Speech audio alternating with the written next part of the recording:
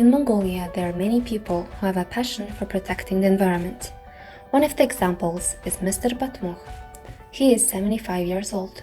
After his retirement, he fully devoted himself to protect the environment and has been working each day towards it. So now let's take a closer look at him. Би бол Дорногов аймгийн Хөвсгөл сумын уугууд иргэн хүн байгаа юм. За ажилтгын хувьд бол голцоохон хөдөө орон нутагт ажилласан ихэнх нь өөрийнхөө аймаг орон нутагт ажилласан юм хүн байгаамаа. Миний мэрэгчд бол цахилгаан инженер хүн, Үйлдвэр хотын цахилгаанчлалтын инженер хүн. Миний хувьд бол уурхай хөгжихийг бол эсрүүцдэггүй. Гэхдээ уурхай тэрнийхэн зэрэгцээгээр байгаль орчныг хамгаалах хоёр ажил 50% зэрэгцээд явж явах ёстой гэсэн ойлголттой байдаг. Гэхдээ миний хувьд бол жинхэнэ номоор явж байгаа уурхайг бол учиргүй эсрүүцэхгүй. Тэр явдгаараа явна. Ном босыг одоо номоор нь байдаг эсвэл одоо тэрнийг бодоодхын төлөөд ингээд явж байдаг.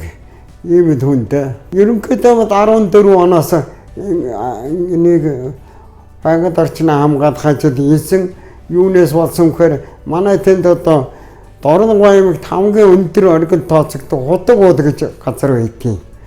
Худагуудыг 1988 онд аймгийн тусгай хамгаалтанд авсан байдаг.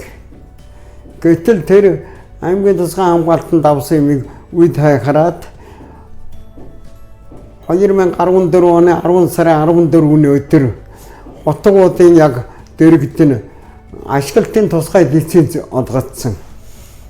Тэгээд манай сумын Эрдэнэ жаргалын оюун цэцэг тэргүүтээ 19 хүн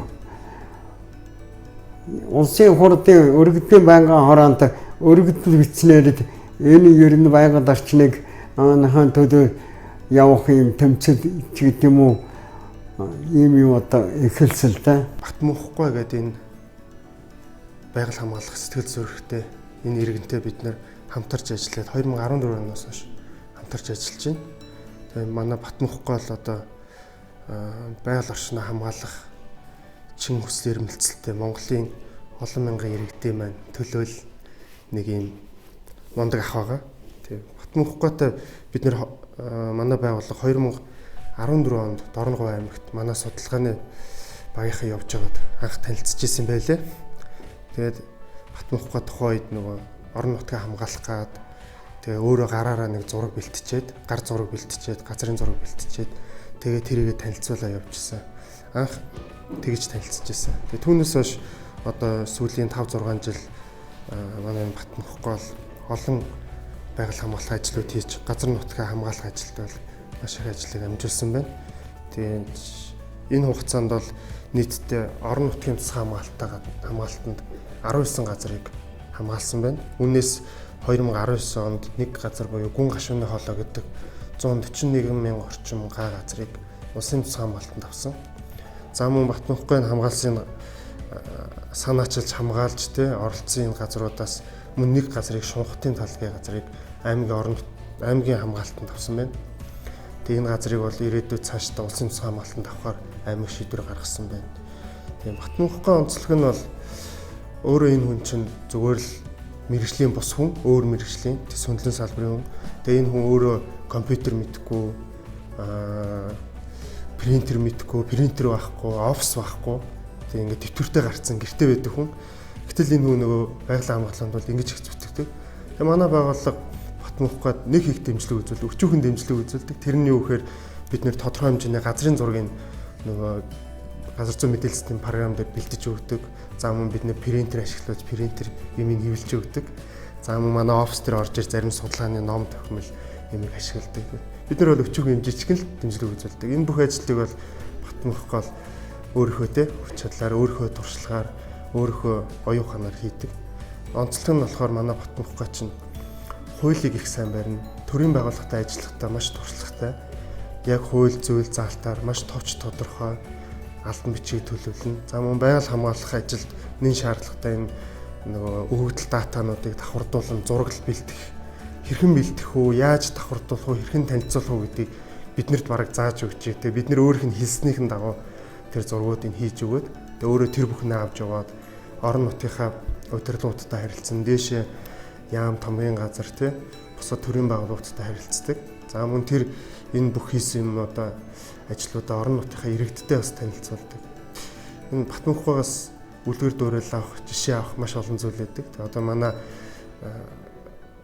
хэрхэн яаж тэ байгалаа хамгаалахаа яг одоохондоо мэдэхгүй байгаа. Гэхдээ хамгаалахад бэлэн байгаа залуучууд тэ дэлхийн өнцөг олон бүрт байгаа байгалаа хамгаалах зүрх сэтгэлтэй, чин хүсэлтэй иргэд одоо Батмунхгүйгаас үлгэр дуурайл аваад ингээд байгалаа хамгаалахад бол болохгүй зүйл байхгүй. Тэгээ бэлгийн жишээ нь бол манай энэ Батмунхгүй гэдэг иргэн байна. Ер нь одоо энэ хинч байсанд өссөн төрсөн нутгаанд бодно л да. Тэгээд ер нь байгаль орчныг хамгаалах тухай хуулиндууд зөвхөн өөрийнхөө орон нутгийн төлөө тэмцэх гэсэн байхгүй л дээ. Монгол улсын иргэн байгаль орчныг хамгаалах эрхтэй гэсэн заал байгаа. Байгаль орчныг хамгаалах тухай хуулийн 4-р зүйлийн 5 дуулаад иргэн хүн байгаль орчныг хамгаалах эрхтэй гэж заасан байгаа. Энэ эрхэд эдүүд эцгээ хэрэгтэй юм л да.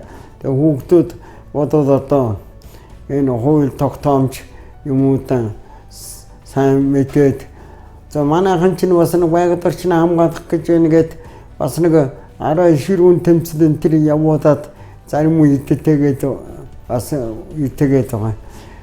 Тэгээ ширүүн биш номоор нь хууль дүрмийнхэн дагууд яваад байх юм бол бас үнийн яалахад байх л да. Жинхэнэ хууль дүрмийнхэн үнэн бодитоор гараад байгаль орчныг хамгаалаад хамгийн оновчтой гэсэн юм бодож байна.